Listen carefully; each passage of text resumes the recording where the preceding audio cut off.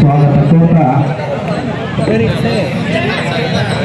ದಯವಿಟ್ಟು ತಾವು ಶಾಂತ ರೀತಿಯಿಂದ ಇದ್ದರೆ ನಾವು ಏನು ಮಾತಾಡ್ತೇವೆ ಅನ್ನೋದು ತಮಗೆ ಗೊತ್ತಾಗಲ್ಲ.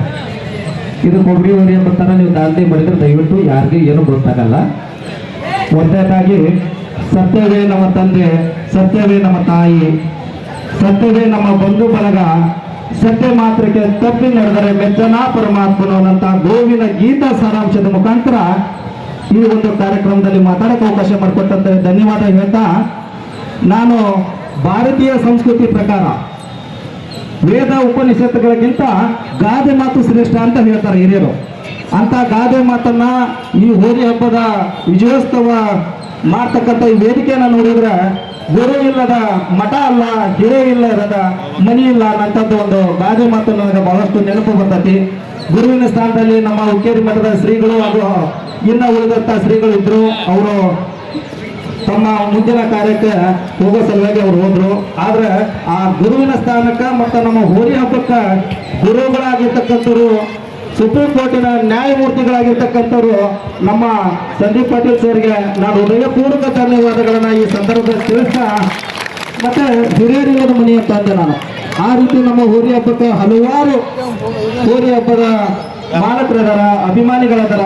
ಈ ಹಬ್ಬದ ಒಂದು ಕಮಿಟಿ ಏನಿತ್ತು, ಈ ಕಮಿಟಿ ಅಧ್ಯಕ್ಷರಿಂದ ಹಿಡ್ಕೊಂಡು ಸರ್ವ ಸದಸ್ಯರುಗಳು ಕೂಡ ನಮಗೆ ಹಿರಿಯರಾಗಿ ಮಾರ್ಗದರ್ಶನ ಕೊಡ್ತಾ ಈ ಒಂದು ವಿಜಯೋತ್ಸವನ ಆಚರಣೆ ಮಾಡೋಕ್ಕೆ ತಾವೆಲ್ಲರೂ ಕೂಡ ಬಂದಿರತಕ್ಕಂಥ ಎಲ್ಲರಿಗೂ ಕೂಡ ಅವರು ಗುರುವಿನ ಸ್ಥಾನದಲ್ಲಿ ಅದರಂತ ತಿಳ್ಕೊಂಡು, ನಾನು ಹೋಳಿ ಹಬ್ಬದ ಬಗ್ಗೆ ಪ್ರತಾಪರು ಹೇಳಿದಾರ ಮತ್ತು ನಮ್ಮ ಮಾಜಿ ಎಮ್.ಎಲ್.ಎ. ಸಾಹೇಬರು ಹೇಳಿದಾರ.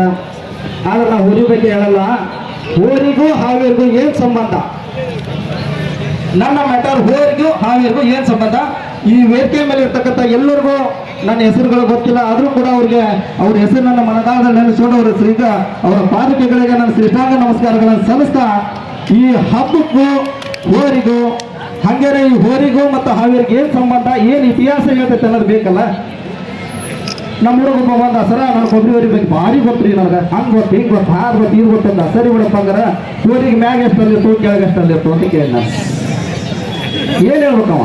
ಸರ ಮನುಷ್ಯರಿಗೆ ಇರ್ತಾವಲ್ಲ ಹಂಗಾದವು ಅಂದವ ಸ್ವಾಭಾವಿಕ. ಯಾಕಂದ್ರೆ ಹೋಳಿ ಅಷ್ಟು ಹುಚ್ಚು ಗೊತ್ತು, ಹೋಳಿ ಇತಿಹಾಸ ಗೊತ್ತಿಲ್ಲ. ಕೊಳಗೆ ಅದು, ಕೊಂಬೆ ಅದು, ಚಿಟ್ಕೊಳಗೆ ಅದು, ಇವೆಲ್ಲ ಗೊತ್ತಿರ್ಬೇಕಲ್ಲ. ಹಂಗ ಹೋಳಿಗಳಿಗೂ ಹಾವೇರಿಗೂ ಏನ್ ಸಂಬಂಧ ಅಂತ ನಾ ಹೇಳ್ತೀನಿ.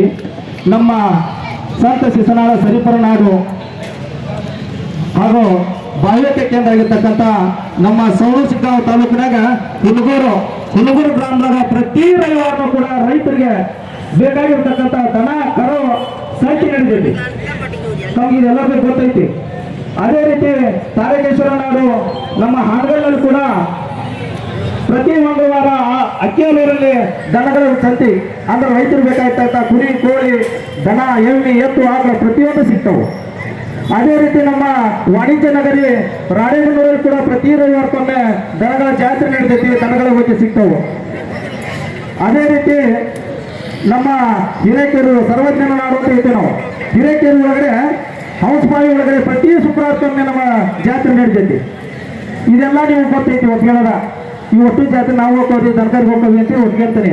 ಅದೇ ರೀತಿ ವರ್ಷದ 365 ದಿನಗಳ ಕಾಲ, ವರ್ಷದ 365 ದಿನಗಳ ಕಾಲ ಮತ್ತು ವರ್ಷದ 12 ತಿಂಗಳ ಕಾಲ ಒಬ್ಬ ರೈತ ನಿಂತುಕೊಂಡ ಗೆದ್ದು ಏನಂತಾರೆ ನನ್ನ ಸರ್ಕಾರ ಬೇಕು ಅಂತ ಸಿಗ್ತಾವಂದ್ರೆ ಅದು ನನ್ನ ಹಾವೇರಿ ಜಿಲ್ಲೆ ಅಂತ ಹೇಳಿ ನಮ್ಮ ಹಾವೇರಿ ಪ್ರತಿ ಗುರುವಾರ ನಡೆಯುತ್ತೆ. ಏನ್ ಬೇಕು ನಿಮ್ಗ? ಯಾವ ತಳಿ ಕೋಳಿ ಬೇಕು, ಯಾವ ತಳಿ ದನ ಬೇಕು ಸಿಗ್ತೈತಿ. ಇಡೀ ಕರ್ನಾಟಕ ರಾಜ್ಯದೊಳಗ ಏನಾರು ಮಾಡಿ ನಿರಂತರವಾಗಿ ವರ್ಷವಿಡೀ ದನಕರ ಸಿಗ್ತಕ್ಕಂಥ ಮಾರುಕಟ್ಟೆ ಏನೈತಂದ್ರೆ ಇವತ್ತು ಎದೆ ತರ್ಕೊಂಡು ಹೇಳ್ರಿ ನಾನು ಹಾವೇರಿ ಜಿಲ್ಲೆ ಅಂತ ಹೇಳಿ. ಈ ಇತಿಹಾಸ ಗೊತ್ತಿರ್ತಾರೆ. ಹೋಳಿ ಹಬ್ಬದ ಬಗ್ಗೆ ಮಾತಾಡೋದಕ್ಕೆ ನನಗೂ ನೀನು ಭಾರಿ ಡೌಟ್ ಇತ್ತು. ಇಡೋ ಸ್ಟೇಟಸ್ ಇಟ್ಬಿಟ್ಟೆ. ಹೋಳಿ ಸಚಿವ್ ಸರ್ ಫೋನ್ ಮಾಡಿದೆ, ಸಚಿವ್ ಸರ್ ಫೋನ್ ಎತ್ತಿಲ್ಲ. ಹೋಳಿ ಅವ್ರ ಬಂದು ಫೋನ್ ಮಾಡಿದ್ರು, ಯಾಕೆ ರೇಟ್ ಅಂದ್ರು. ಏನು ಸರ ನಾವು ಡೌಟ್ ಸ್ಟಾರ್ಟ್ ಆಗಿಬಿಟ್ಟೈತಿ, ನಮ್ಮ ರೈತರು ಪ್ರತಿಯೊಬ್ಬರು ಕೇಳಕತ್ತಾರ. ಮತ್ ಸರ ಹಬ್ಬ ಐತಿಲ್ಲ ಅಂತ ಕೇಳಕತ್ತಾರ, ಸುಳ್ಳು ಸುದ್ದಿ ಹಬ್ಬಸ್ತಾರ, ಹೌದ ಇಲ್ಲ ಅಂತ ಕೇಳಕತ್ತರು. ಪಾಪ ಒಂದು ಹೆಣ್ಮಗಳ್ರಿ ನಾನು ಹೇಳ್ಕೋಬೇಕಂತ ಬೇಡ ಗೊತ್ತಿಲ್ಲ. ಎಗ್ರಿ ಸೆಂಟರ್ ಹತ್ರ ಸರ ನೀವು ಇಟ್ಟಿರಲ್ಲ, ನೀವು ಇಟ್ಟದ್ ನೋಡಿ ಭಾರಿ ಖುಷಿ ಆಗೈತೆ ಸರ. ಹಬ್ಬ ಹಾಕತ್ತೀವಿ ಯಾಕೆ ಬೇಕಂತ ಅಂತಾರೆ. ಸಂಘ ಸಾಲ ತಕೊಂಡೆ ಸರ ಎಗ್ರಿ ಸೆಂಟರ್ ಐತೆ ಅಂತ ಅಂತೀನಿ ಸರ್. ನಮ್ಮ ಹೋಳಿ ಹಬ್ಬಕ್ಕೆ ಎಷ್ಟು ಸಂಬಂಧ ಐತೆ ನೋಡಿ, ಎಷ್ಟು ಕುಟುಂಬಗಳು ಬದುಕ್ತಾವ. ಒಂದು ಹಬ್ಬ ನಡೆದೈತೆ ಅಂದ್ರೆ ಕೋಟ್ಯಾಂತರ ರೂಪಾಯಿ ಟರ್ನ್ ಓವರ್ನ ಆಗ್ತಕ್ಕಂಥದ್ದು. ಒಬ್ಬ ಎಗ್ರಿ ಸೆಂಟರ್ನಿಂದ ಹಿಡ್ಕೊಂಡು ಕಲ್ಲಂಗಡಿ ಅಂಗಡಿಯಿಂದ ಹಿಡ್ಕೊಂಡು ವಾಟರ್ ಮಾಡಿ ಹಿಡ್ಕೊಂಡು ನೀವು ಅಡಗಾಡ್ತಿಲ್ಲ ಆದ್ರೂ ನಾ ಹೇಳೋದಿಲ್ಲ. ಅದರಿಂದ ಹಿಡ್ಕೊಂಡು ಪ್ರತಿಯೊಂದು ಮಾರಿ ಜೀವನ ಸಾಗಿಸ್ತಕ್ಕಂಥದ್ದು ನಮ್ಮ ಊರಿ ಹಬ್ಬ ಯಾರನ್ನೂ ಕೆಡಿಸಿಲ್ಲ, ಯಾವ ಮಕ್ಕಳು ಹಾಳು ಮಾಡಿಲ್ಲ ಅನ್ನೋದನ್ನ ನಾ ಈ ಮುಖಾಂತರ ಹೇಳ್ತೀನಿ. ಇನ್ನೇನು ಹಾವೇರಿಯಲ್ಲಿ ಹಬ್ಬ ಸ್ಟಾರ್ಟ್ ಆಕವು. ನಮ್ಮ ಸತೀಶ್ ಸರ್ ಆಶೀರ್ವಾದ ಮತ್ತು ಗುರು ಹಿರಿಯರ ಆಶೀರ್ವಾದ ಎಲ್ಲ ಹುಡಿ ಮಾಲಕರ ಆಶೀರ್ವಾದ ಮುಖಾಂತರ ಹಬ್ಬ ಸ್ಟಾರ್ಟ್ ಆಕವು. ನಿಮ್ಮಲ್ಲಿ ಎಲ್ಲರೂ ಒಂದು ಅನ್ನೋ ಭಾವನೆ ಇಟ್ಕೊಂಡು ನೀವು ಹಬ್ಬ ಮಾಡಬೇಕು. ಅದ್ರ ಜೊತೆಗೆ ಮುಂದೆ ಬರ್ತಕ್ಕಂಥ SSLC ಮತ್ತು PUC ವಿದ್ಯಾರ್ಥಿಗಳಿಗೆ ನಾನು ಈಗಲೇ ಹೇಳ್ತೇನೆ, ತಮ್ಮ ಇದೊಂದು ವರ್ಷ ನೀವು ಹಬ್ಬದ ದಿನ ಸ್ವಲ್ಪ ದೂರ ಇದ್ದು ನಿಮ್ಮ ಜೀವನ ರೂಪಿಸ್ಕೊಳ್ಳಿ.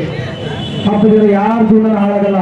ನಾನು ಪ್ರತಿಯೊಬ್ಬ ವ್ಯಕ್ತಿಗಳ ಜೊತೆ ಹೇಳ್ತೇನೆ, ಎಲ್ಲರೂ ಅದರ ನನ್ನ ಜೊತೆ, ಹಾಗಂತ ನಾನು ಹಾಳಾಗಲ್ಲ. ನಾನು ಗಟ್ಟಿದ್ರೆ ಯಾರು ಬೇಕಾದ್ರೂ ಕಳಿಸಿದ್ರೆ ಕೆಡಕ್ಕಾಗಲ್ಲ. ಅದು ಹೇಳ್ತಾ ದಯವಿಟ್ಟು ಇನ್ನೂ ಮಾತಾಡೋದು ಭಾಳ ಜನ ಅದರ, ನಾವು ಮಾತಾಡೋಕ್ಕಂತ ಭಾಳ ಮಾತಾಡಬೇಕು. ತಾವೆಲ್ಲರೂ ಕೂಡ ಇದನ್ನ ಒಗ್ಗಟ್ಟಾಗಿ ಎಲ್ಲರೂ ಒಂದೇ ಅಂತ ತಿಳ್ಕೊಂಡು ನಮ್ಮ ಗ್ರಾಮೀಣ ಪೊಲಿಟಿಷಿಯನು, ಆಮೇಲೆ ಶಹರ ಪೊಲಿಟಿಷಿಯನರು ಮತ್ತೆ DC ಸಾಹೇಬರು ಕೂಡ ಬಹಳಷ್ಟು ನಮಗೆ ಬುದ್ಧಿವಾದ ಹೇಳಿದರು. ನೀವು ಓದಿ ಸೇರಿಸ್ಕೊಂಡು ಚಕ್ರಿ ಸೇರಿಸ್ಕೊಂಡು ಎಲ್ಲ ಮಾಡ್ತೀರಿ, ಆದ್ರೆ ಜನಗತಿ ಏನಾಗತ್ತೆ, ಏನಾದ್ರು ಅನಾಹುತ ಆದ್ರೆ ನಿಮ್ಗೆ ಕೆಟ್ಟ ಹೆಸರು ಬರ್ತಕ್ಕಂತ ಹೇಳಿ ಅದ್ರ ಒಳ ಆತ್ಮವಿಶ್ವಾಸ ಇತ್ತು. ಹೋರಿ ಹಬ್ಬಕ್ಕೆ ಪರ್ಮಿಷನ್ ಸಿಕ್ಕತಿ ಇರ್ತೈತಿ ಅನ್ನೋದು. ಅವತ್ತು ಇವತ್ತು ಸಿಕ್ಕತಿ. ಇನ್ನೊಂದು ಬಾರಿ ಹೋರಿ ಹಬ್ಬ ಕೆಟ್ಟಿ ಬಿಡ್ತಿಲ್ಲ, ಹಂಗೆ ಸಂದೀಪ್ ಸರ್ ಒಂದು ಸತಿ ಕೆಟ್ಟಿ ಹೊಡ್ಬಿಟ್ಟು ಇಡೀ ಇದನ್ನ ವಿಚಾರನ ಹೇಳಿ ನಿಮ್ಮ ನೆಚ್ಚಿನ ಡಾಕ್ಟರ್ ಅಂತಾನೆ ಹೆಸರನ್ನು ಪಡ್ಕೊಂಡು ಅವ್ರ ಹಣವನ್ನು ನೋಡಿಯಲ್ಲ ಯಾವತ್ತು ಡಾಕ್ಟರ್ ಎಲ್ಲಿ ಕರೆದು ಬರ್ತಾರೆ, ಸೇವೆ ಸಲ್ಲಿಸ್ತಾರೆ, ನಾವು ಕೊಟ್ಟ ತಿಸ್ಕೊಳ್ತಾರೆ, ಇಲ್ಲ ನೀವು ಹೋಗೋದಂದ್ರೆ ಹೋಗ್ತಾರೆ ಅಂತ ಡಾಕ್ಟರ್ ಸಿಕ್ಕಿದ್ದು ಪುಣ್ಯ ಅಂತ ಹೇಳ್ತಾ ಈ ಕಾರ್ಯಕ್ರಮದಲ್ಲಿ ನಮ್ಮನ್ನ ಹಾವೇರಿ ಹೋರಿ ಹಬ್ಬದ ಎಲ್ಲ ವಿಡಿಯೋಗಳಾಗಿ ಹೋರಿ ಹಬ್ಬದ ಹೋರಾಟಗಾರರು ಏನೇನು ಮಾತಾಡಿದ್ದಾರೆ ಎಲ್ಲ ಯೂಟ್ಯೂಬ್ನಲ್ಲಿ ಚಾನಲ್ ಇದೆ, ಹೋಗಿ ನೋಡಿ, ಲೈಕ್ ಮಾಡಿ, ಶೇರ್ ಮಾಡಿ, ನಮ್ಮ ಚಾನಲ್ ಸಬ್ಸ್ಕ್ರೈಬ್ ಮಾಡಿ ಎಂದು ಕೇಳ್ಕೊಳ್ತೀನಿ.